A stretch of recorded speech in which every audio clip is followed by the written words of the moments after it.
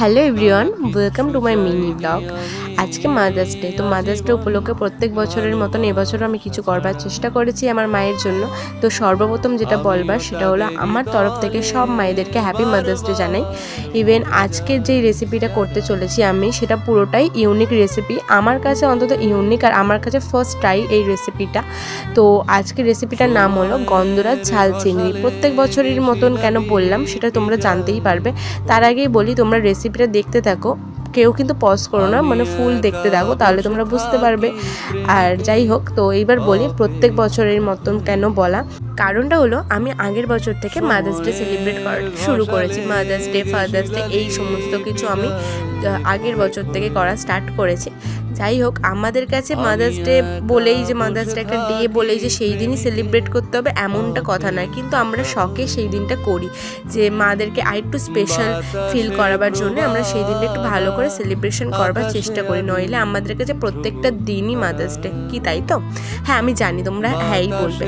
তো যাই হোক, আজকে সেইভাবেই আমি মায়ের জন্য কিছু ভেবেই আজকে প্ল্যানটা করেছি যে আমি কিছু আমার হাতে ইউনিক একটা রেসিপি করে মাকে খাওয়াবো। তো যেমন কথা তেমন কাজ। আমি কিন্তু রান্না খুব ভালো একটা পারি না, তাও আর কি ইন্টারনেটে দেখে দেখে একটুখানি শিখেছি। আর মা সর্বপ্রথম যেটা, তো যিনি আমাকে শিখিয়েছেন, তো তিনি হচ্ছে আমার মা।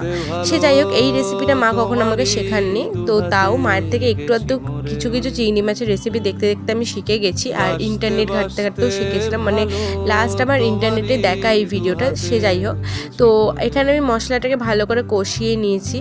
আর একটা কথা কি বলো তো, আমাদের কারোর জন্য ধরো কোনো মা হোক কিংবা বাবা হোক, তাদের জন্য ধরো কোনো কিছু আমরা রান্না বান্না করছি, অলওয়েজ সেটা স্পেশালি হবে। ইভেন ওরা খেয়েও সেটাকে খুব সুন্দরই বলবে। হ্যাঁ, আমি জানি তোমাদেরও সেই একই মত। একটা সন্তানের কাছে একটা মা বাবা এবং একটা মা বাবার কাছে একটা সন্তান যে কি জিনিস একমাত্র তারাই বোঝে। হ্যাঁ, তো এখানে কেন আমি বাবার নামটাও তুলছি কেন জানো? কারণ আমার মায়ের মতনই আমার বাবাও সেম প্রায়োরিটি আমার কাছে। দুজনেই আমার কাছে সমান, দুজনেই আমার কাছে সমান ভালোবাসার মানুষ, তাই জন্য বাবার নামটা তোলা। আমার মা কখনো থালি সাজিয়ে খেতে পছন্দ করে না। ওনারা আমাদেরকে দেবেন, কিন্তু নিজেরা কখনো ওইভাবে খাবে না। সে যাই হোক, ওনার খাওয়াও হয়ে গেছে, উনি যেইভাবে রোজ খান সেভাবেই খেয়েছেন। আর আমার কথা বলতে বলতে রেসিপিও কমপ্লিট হয়ে গেছিলো, তখন বলাই হয়নি। আর এইদিকে দেখো, আমি কিন্তু বিকেলের সাজটা একদম সেজে চলে এসেছি। আর এইদিকে দেখো, মা এইদিকে রেডি হচ্ছে। আর মুখের হাসিটা দেখলে একদম মন ভরে যায়। মাকে সাজিয়ে গুজিয়ে রেডি করে নিয়ে একদম চোখ বন্ধ করে সোজা একটা ছোট্ট লাস্ট সেলিব্রেশন করে আজকে মাদার্স ডেতে আমি ডান করব।